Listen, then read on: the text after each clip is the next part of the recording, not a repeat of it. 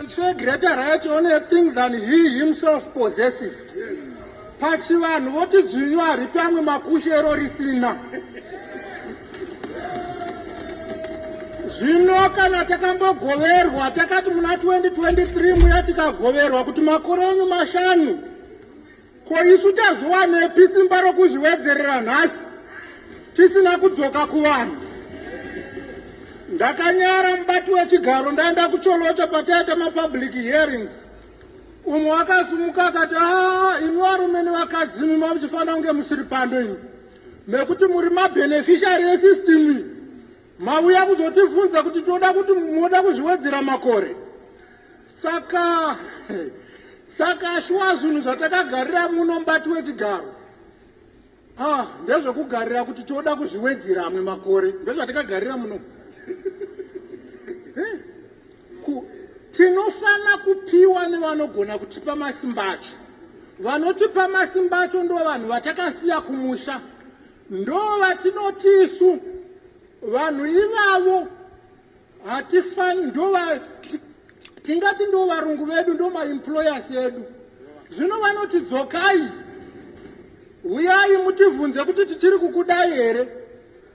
Mubati wechigaro toinda toti aiwa pane ma-developmental project atisati taita saka tati timbopedzisa. Voti kuvawa Mugabe akapedziswa nani. Saka mubati wechigaro tikada kutarisa imba iyo ino yatakagara iyi neTrabablas yamunoona nemugwagwa unoenda kumasvingo kwandinobva, zvinhu zvatova mumapurani ava Mugabe wokuti nevakapedzisa. Asi hazvifani kunge zvakanangana nemunhu, inofana kunge iri project yehurumende. Saka haangaviwo mareasons atingapa kuvanhu ivavo kuti tinoda kumbopedzisa project. Fanika mari inobva muhomwe medu, imari yehurumende. So taxpayer uyo anoti uyai muzondivhunza kuno kuti ndichiri kuda here kuti mupedzise project iyoyo kana kuti ndava kuda kuti umwe munhu aite. Mubati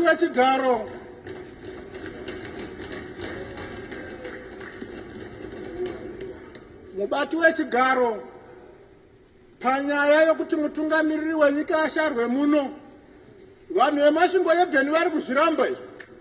Vari kuti toda kusongana tichishara uku, nokuti mukada kuzvitarisa amwe ma-MP imo muno mavhoti avo mashomasa pana apresident akatopera ma-elections aya. Kouya amwe mavhoti apresident vamwe andoita mashoma pane ani? Pana MP. Chazvinoreva ndechokuti vanhu ava vanofana kupuwa mukana. Unogona kunge achida MP asi asikadi president. Iwozouya wava muno, wakuuya kuzomutongera nokuti wava muno. Ndakamboudzwa kuti vamureri munoona nyaya iripo ndeyekuti makangofanana nemwenga unenge asvika paimba nembwa inonzi vabhoki inotoita zvokusumudzwa ichigadzikwa.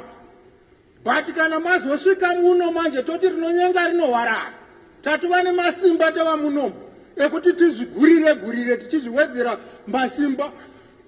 Ko tadini kudzokera kuvanhu vakatituma? Vamwe voti aiwa, vamwe voti election rinopedza mari, vamwe voti aiwa zvinokonzera kuti paite kubvonga mupopoto. Ndoti aiwa haisiyo nyaya, nokuti mukatarisa musi wa1 August 2018 ndinofunga kwakafurwa vanhu munhengo mutauni rakacheka nyika. Moshande commission yakauya muno, pane zviga zvayakatara kuti aiwa kuti sarudzo dzenyu dziitwe zvakanaka munofana kuita zvakati nezvakati, uye vakonzera urufi hwevanhu ava ngavasungwe. Asina nhasi hapana wati asungwa. So the argument raised by Honorable Advocate Mureri is very valid. Kuti, you look at Robert Mugabe, he left in 2017. The parliament building was already in the plans. And Vanatra Bablas Vesa, they were already in the plans and funded, fully funded.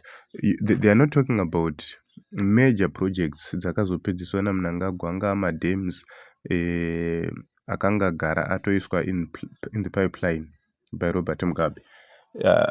Vanotaura zana wange 7 and 8 and everything, but if you look onto the documents anenge achiratidza kuti maprojects ese iwayayo they were started, formulated and funded before Robert Mugabe was removed from power. Saka ndopaipa panozobvunzwa kuti uyu mukuru wenyu chake chaizvo legacy yake chaicho ndechii, because mucheka dzafa ari kuti dzakaurayiwa nevamwe zvondo dzaakumhanyira iye there is nothing new chaataita.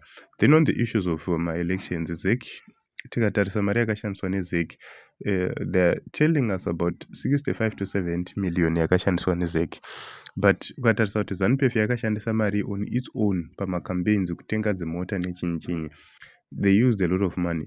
So ivo they are the ones who are wasting money, and mari iri kubva kuma-taxpayers.